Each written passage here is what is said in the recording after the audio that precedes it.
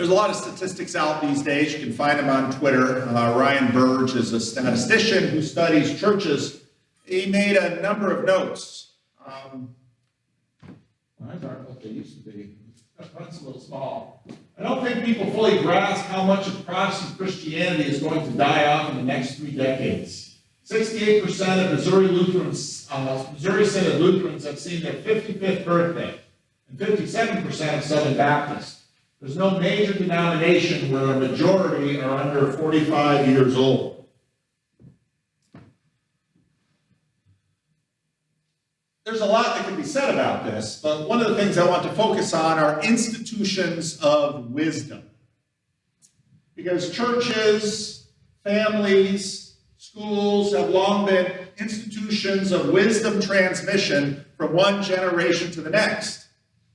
Now, this doesn't mean that a lot of this has been disrupted by the internet.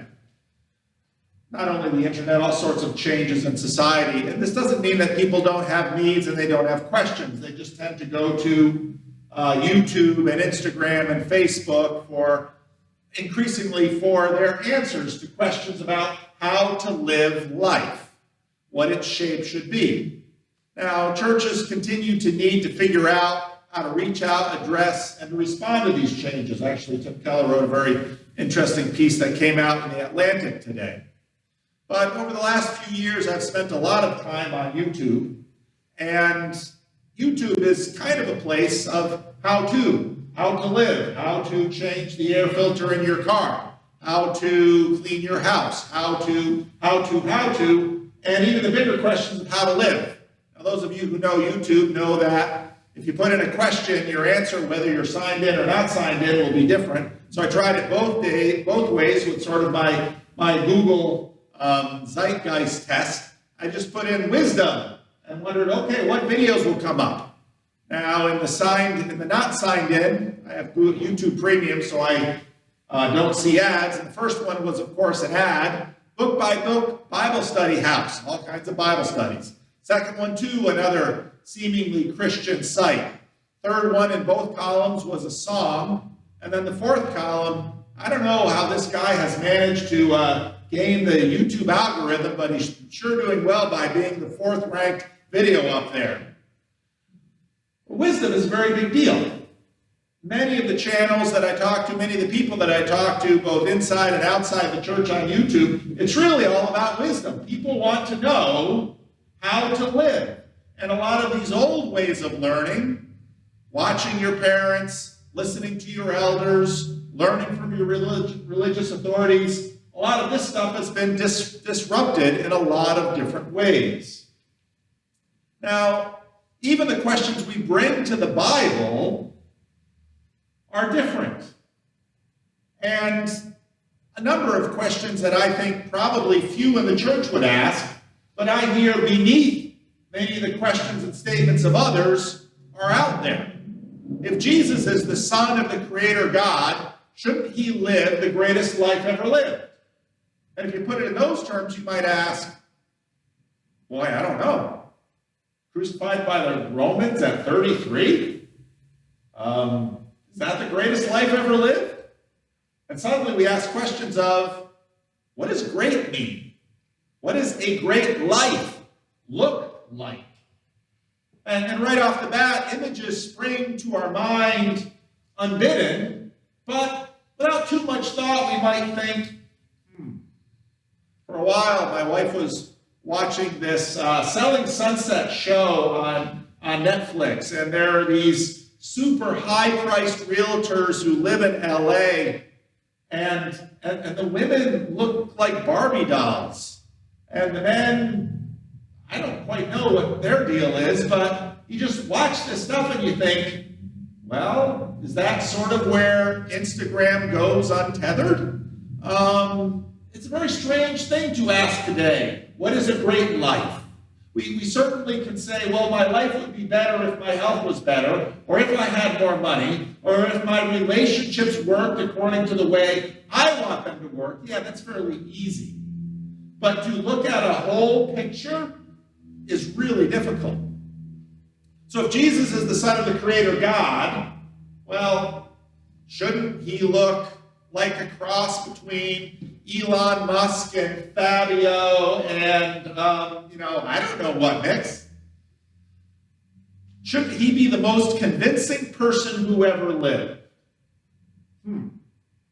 If you read the Gospels, well, sure, he was able to draw these huge crowds, but he was always seeming to get into fights over technicalities within Jewish practice of the day. What can and can't you do on the Sabbath? When should you heal? When shouldn't you? What about hand washing? What about fasting? What about all these questions? And, he seemed to annoy enough people so that even deadly enemies in their own culture war who couldn't agree on almost anything, especially couldn't agree on what a great life would look like, could agree that they wanted him dead, and so they killed him. And his disciples, of course, testify that they saw him after he was killed, and he was alive, but that's going to be contested.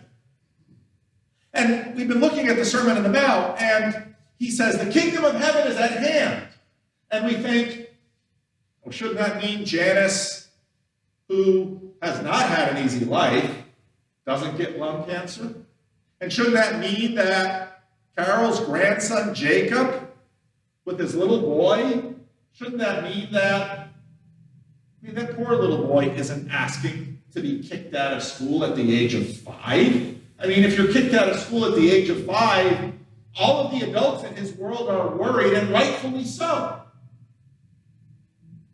Is that what this kingdom looks like?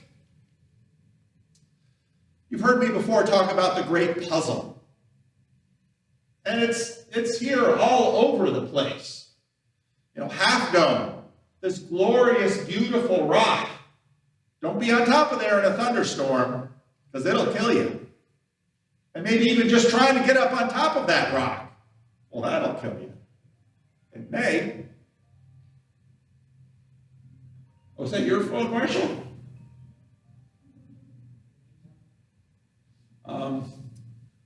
There's so much glory and so much pleasure in this world. But there's also so much pain and so much toil and so much loss in this world.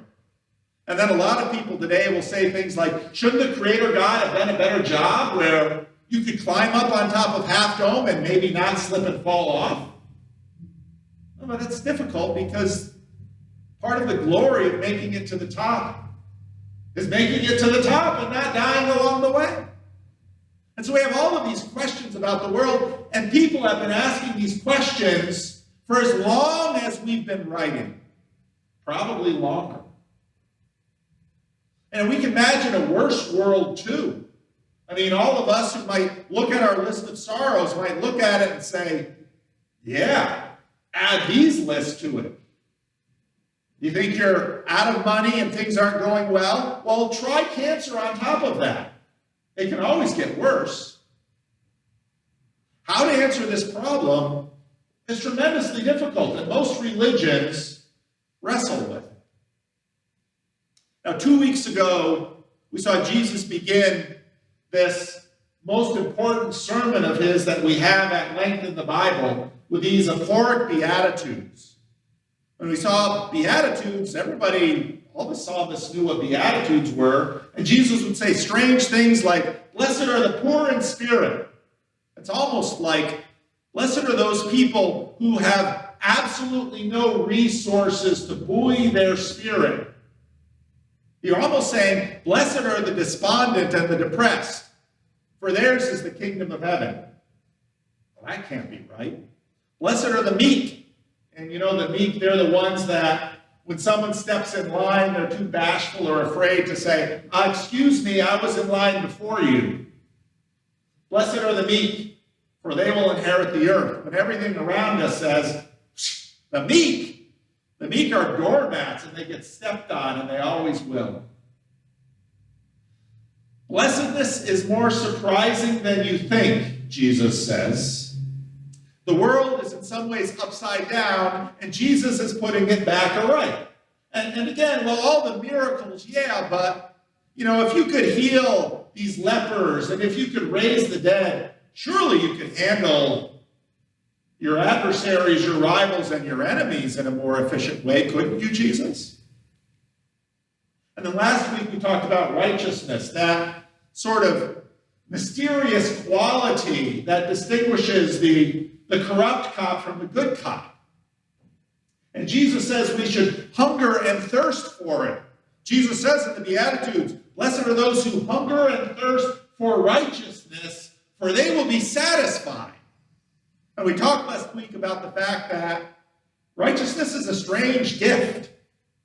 It is a gift, but we get it through our struggles. And so when you ask for righteousness, it's sort of like asking for patience. And God says, oh, you'd like patience, would you? I'm going to set you by the most annoying person you can imagine in the world. I'm going to put you in a space with them where you can't get away from them. And you will learn patience.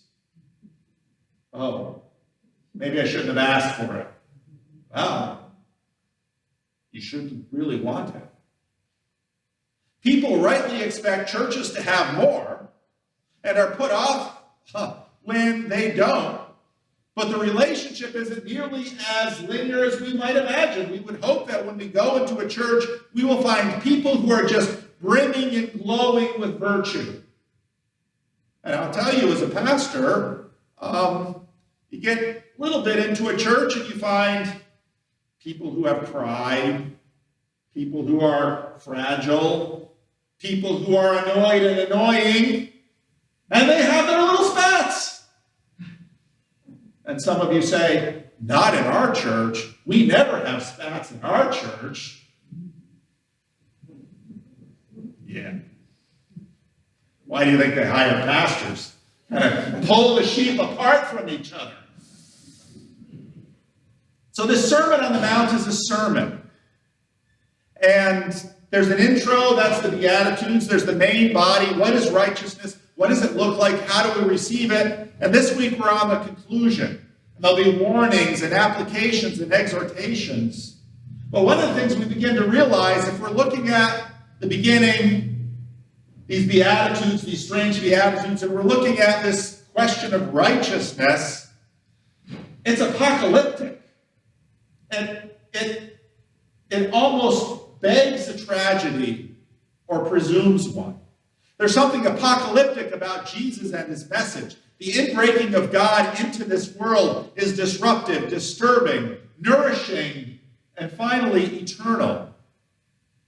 And Jesus begins the end of the sermon with, enter through the narrow gate. For wide is the gate and broad is the road that leads to destruction, and many enter through it. That's disturbing. We all know it's true, but it's disturbing. But small is the gate, and narrow the road that leads to life, and only a few find it. This is not antithetical to happiness or meaning, and we all sort of know this, because we would like to think that a surefire method for happiness is sitting on my couch, not having to worry about money or my health, and just watching Netflix all day. And some of you will say, no, I tried that, and you know what? It doesn't really make you happy. It'll make you fat. It'll make you lazy. It'll probably make you bored. It won't make you more interesting. And it won't really make you happy. And we discover that actually meaning and struggle that as a chance for success is really sort of what makes us happy, which is why a lot of people love video games, because video games have built-in meaning. And a lot of us like some kind of challenge in our life. It might be Sudoku or crossword puzzles or one thing or another, because, boy, that just kind of takes us out of ourselves and puts us on a road. Something deep within us wants a challenge.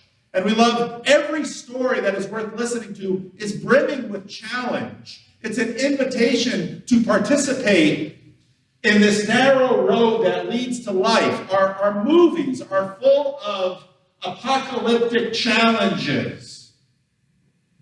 And we can't get enough of them. Jesus continues, watch out for the false prophets. It's a false prophet. Someone who purports to speak for God.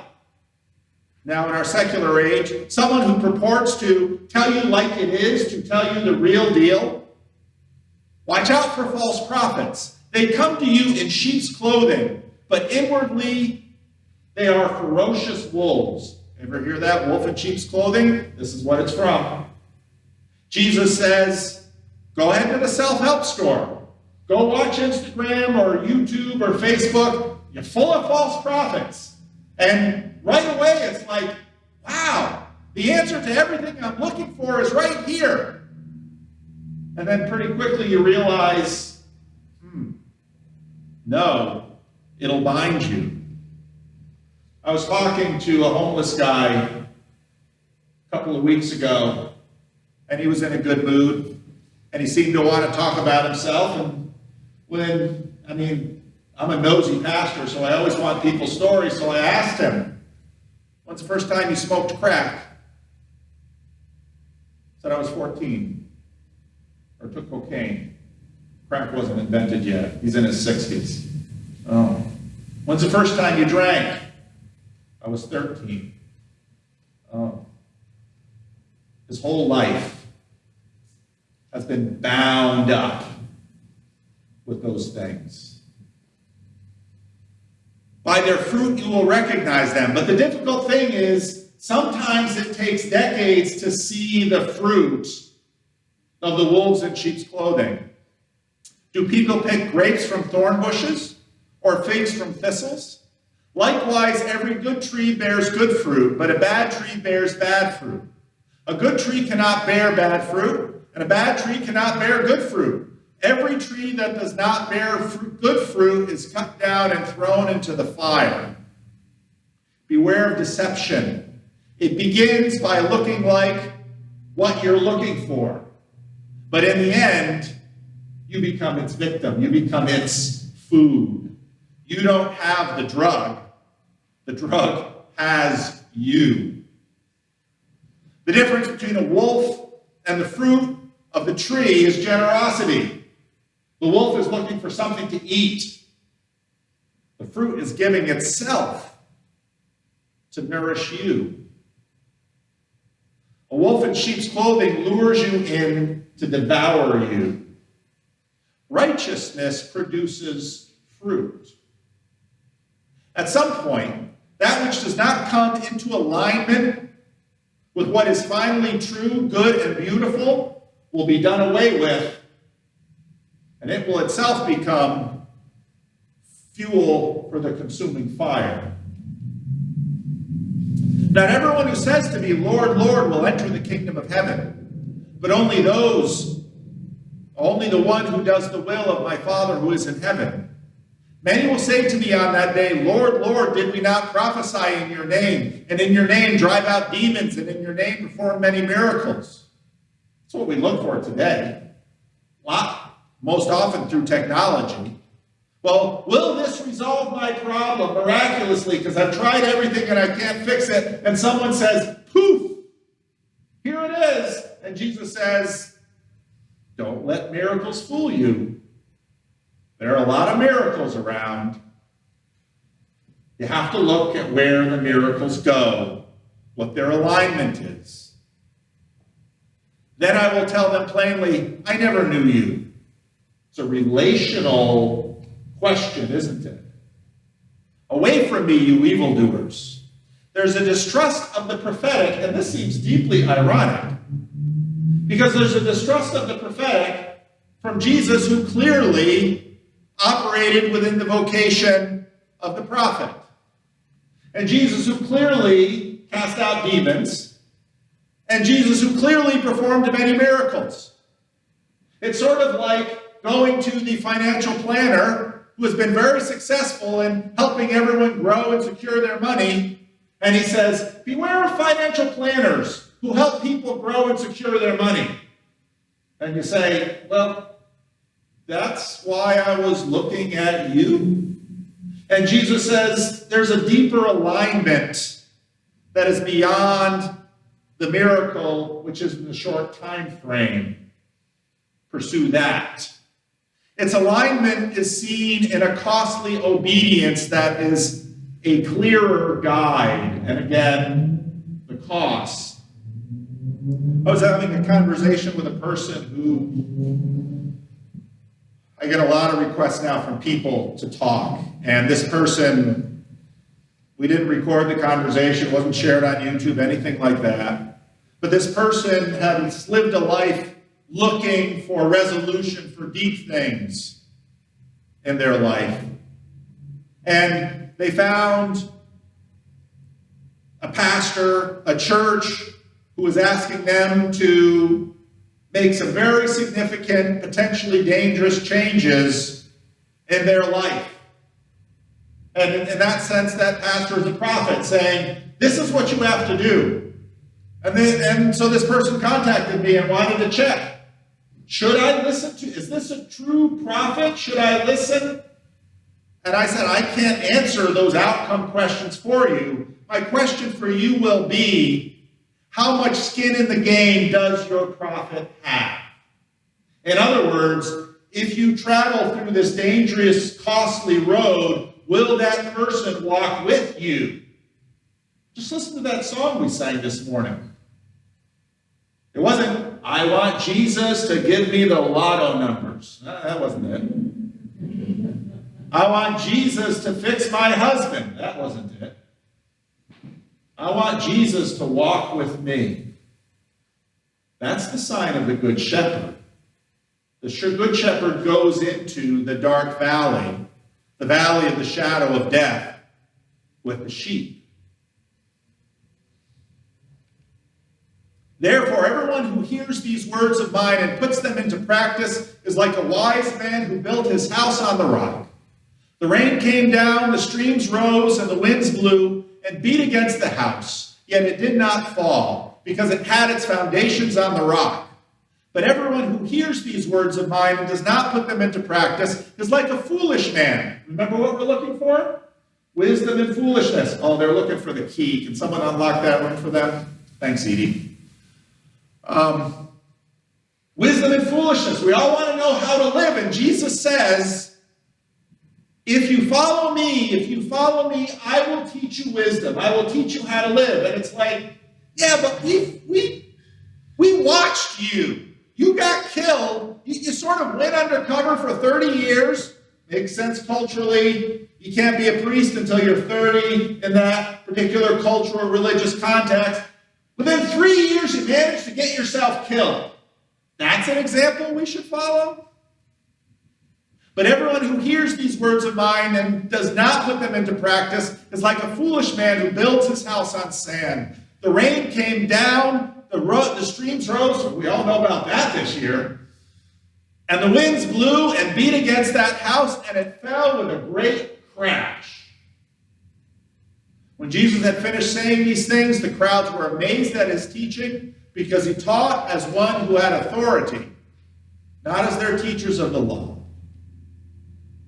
I remember a contractor once telling me what a good medium sand is to build on. And I totally get it. If you're putting up a house, sand is lovely. It digs easy. If you compact it well, it can be stable. It stays put. Rock, well, they're kind of all over the place. So sand really works well. Until water. And just look at, these pictures of sinkholes are always so dramatic because the road just looks like the rest of the road, but that water's been moving underneath, and all those little grains of sand have been moving. And isn't that exactly what our life is like? All those little habits we have, just moving those little sand around. The road looks fine until, boom. You see that there's two cars in that picture, right? Yeah, you see the other one's completely upside down. I hope they got out of there.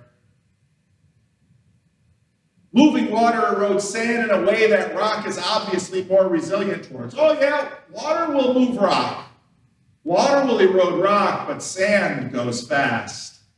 Waters rise. Sometimes they erode quietly underneath. And Jesus says, live this way, and you will stand the test. It's apocalyptic. There are tests coming, and they come to all of our lives. There are big tests and there are little tests. And the truth is, we all do die. No one's going to contest that.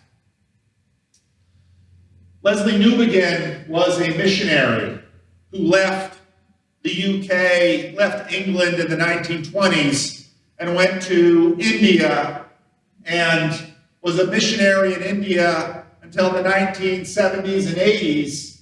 And then he returned to England and noticed, wow, England has totally changed.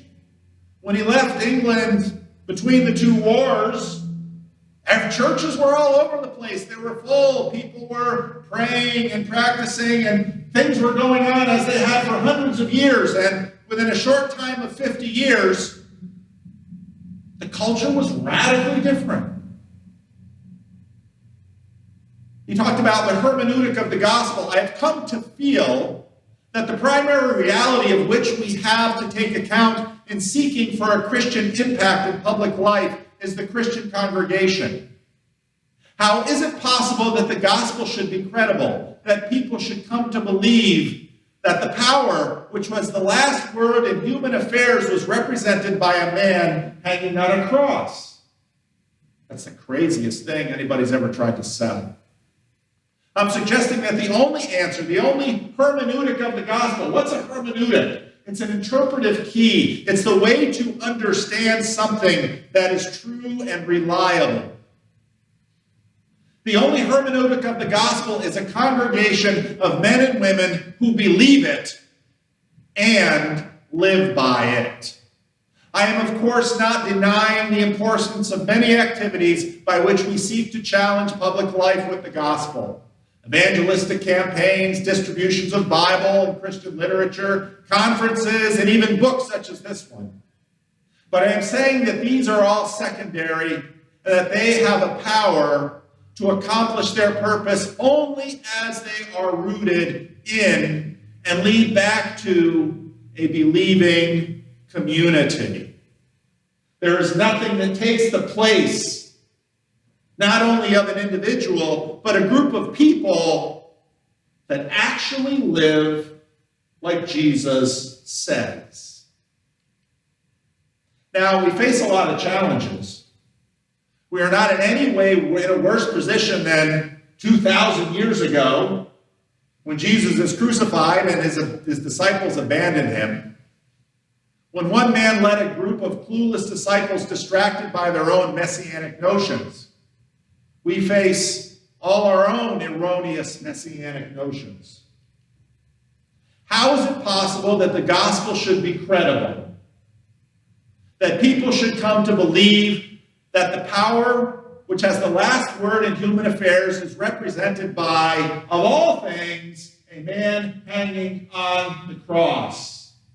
Remember what we want from Jesus? Yeah, we sure do want him to fix that issue and resolve that problem and do this miracle so I can get on with the way I want to lead my life. But the song we sang was wiser. I want Jesus to walk with me. When we individually and corporately resemble that man to a sufficient degree that the world stops to wonder at its strangeness, more strange than a burning bush, and more available than water, then some things start to happen. Now, we might be terribly impressed at millions of views on YouTube videos. Jared introduced me to the #1 YouTuber. I bet you a few people here can name the #1 YouTuber. Most of you can't. His name is Mr. Beast. And Mr. Beast basically runs game shows on YouTube. And they're very amusing, very interesting, gives away thousands and thousands of dollars to randos, and we're all interested because we watch this and we think, if only I could be that rando who gets $100,000 for doing nothing but playing a silly game. That would fix everything. Or would it? The strangeness of one person, one you see in the flesh, know personally, will likely have way more power than any program or presentation, no matter how many views it has. What does wise righteousness look like in an apocalyptic setting? I read this book a number of years ago, Shantung Compound. So most of us think about World War II starting with the Japanese bombing Pearl Harbor, but most Americans don't know why the Japanese bombed Pearl Harbor. Quite a bit earlier, the Japanese were slowly trying to eat China. But Japan is relatively small, and China is immense. And Japan was struggling to sort of suppress and colonize China. But to do so required war materials. It required oil and steel and all the things that they needed for guns and bullets and warships and everything. And the place that Japan bought that was the United States. And as the United States watched Japan eat China, and the body count was rising, and it seemed to be a horrific war, eventually the Roosevelt administration said, no more war materials to China, or to Japan. And Japan knew it had a problem. So in order to turn the spigot back on, to finally, hopefully be able to come to some resolution in China, they figured maybe if we have a quick strike on Pearl Harbor, America will say, okay, we don't really want to fight a war, we'll just keep selling you stuff. Now, most of us hearing that would say, that was dumb. You have the benefit of 70 years of hindsight. But that was the strategy. And so Japan attacked Pearl Harbor, and America said, Roosevelt basically said, aha, now we can fight the war in Europe that we really want to fight, and after that, we'll clean up Japan. And so, of course, but the Japanese were invading China, and China was full of people from all over the world, because China was a very weak country, so there were missionaries and business people and all sorts of people from all over the world in China, and when the Japanese would run through, they didn't know what to do with these people, so they put them in a camp. And it wasn't as bad as Auschwitz, it wasn't as bad as a Japanese POW camp, but it was just kind of, we got to isolate these people and keep them under control so they don't cause trouble. And so this guy, Langdon Gilkey, was a young man sort of swept up into this. And sort of like Viktor Frankl, he said, this is kind of a good way to study what people look like when they're stressed. And he noticed that because there were a lot of missionaries in China, there were a lot of missionaries in this camp, and then there were business people in this camp, and he's like, I wonder if the missionaries are going to be better people than the business people. And so he sort of watched them all. And the book is sort of a recollection. And Gilkey himself gave up his Christian faith. He's an interesting guy. But he began to notice that even among the Christian missionaries, especially the Protestants, the Catholics were a little different. I won't talk about them this morning, but the Protestants, he began to sort of notice two different classes. One kind was sort of legalistic and strict, but their devotion to their code didn't make them of any use in the camp. And then there was the other kind.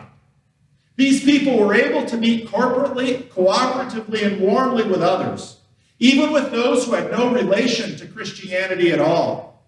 Whatever their code of personal morals might be, they knew that love and service of neighbor and self-forgetfulness, even of one's own holiness, were what a true Christian life was supposed to be.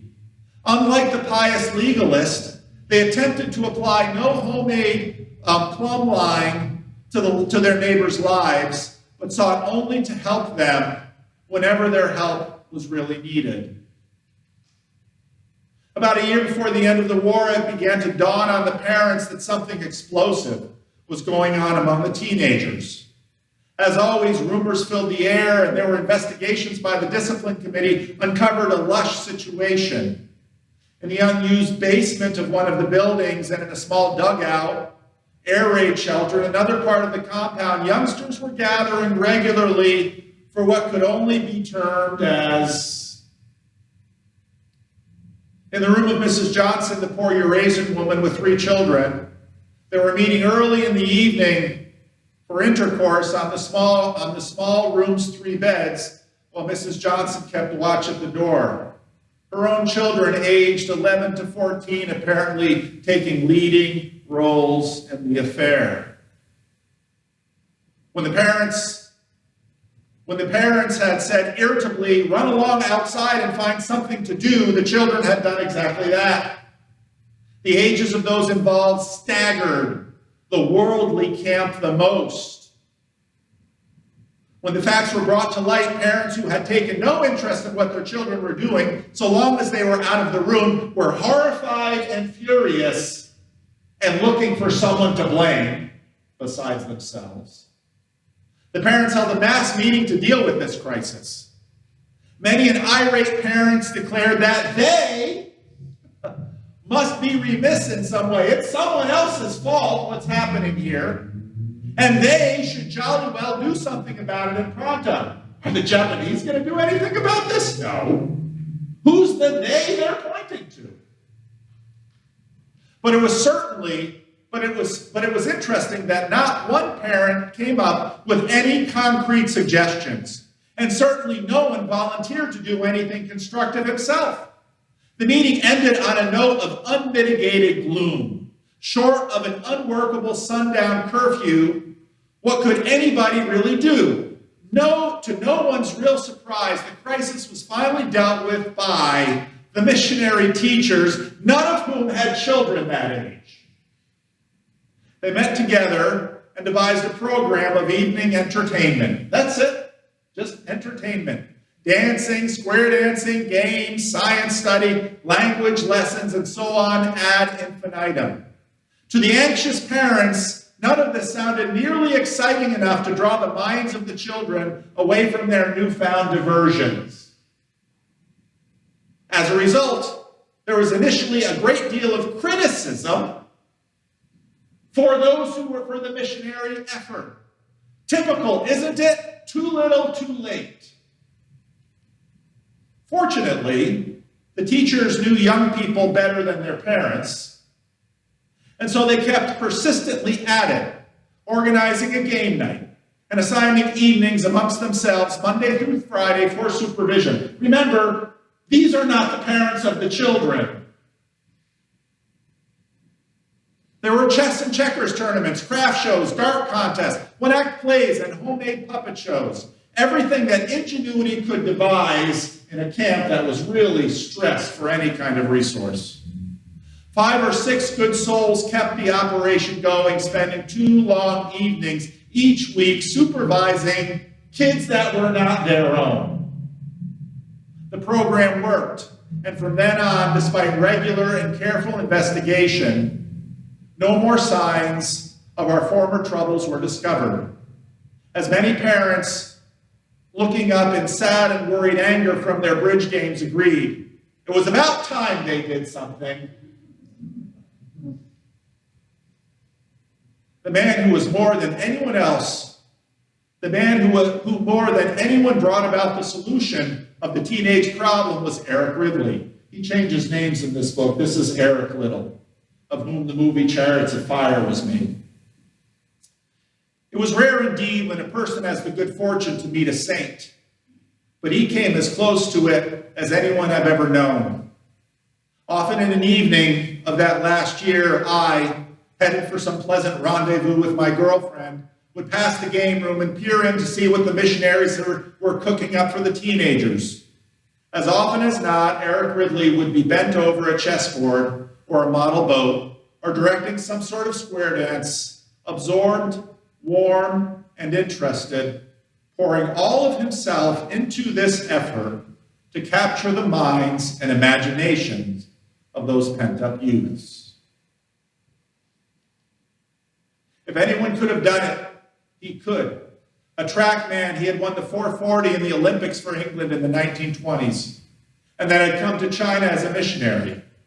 And Campy was in his middle 40s, lithe and springy of step, and above all, overflowing with good humor and love of life. Is this what a life fully lived looks like? Is this what it looks like? He was aided by others, to be sure, but it was Eric's enthusiasm and charm that carried the day with the whole effort. Shortly before the camp ended, he was stricken suddenly with a brain tumor and died the same day. The entire camp, especially its youth, was stunned for days. So great was the vacuum that Eric's death had left. Tiny little glimpse into the apocalypse of this world. There's nothing as powerful as righteousness applied. Watch out for the broad gate. Everybody's saying, somebody has to do something.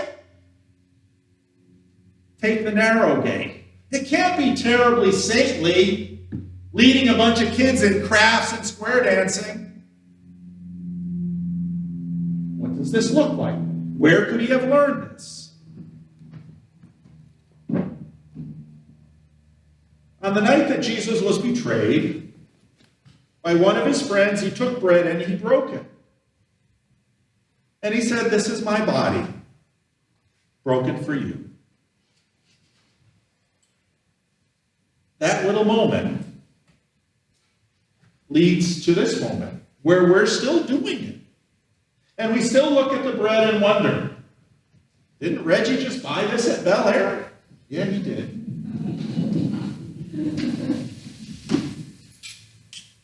Can something so simple, so common, so familiar lead to something so transformational? It's never stopped. Take, eat, remember, and believe. That's what he asks.